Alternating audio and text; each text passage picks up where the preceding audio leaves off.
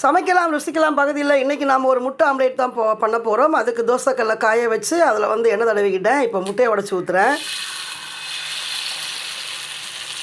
பாருங்கள். இப்போ அதில் வந்து மஞ்சத்தூள் உப்பு எல்லாம் போட்டுக்கலாம்.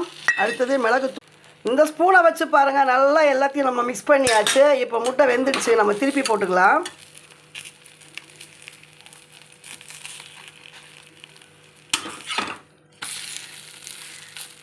திருப்பி போட்டு மடித்து போட்டு நம்ம எடுத்துக்கலாம்.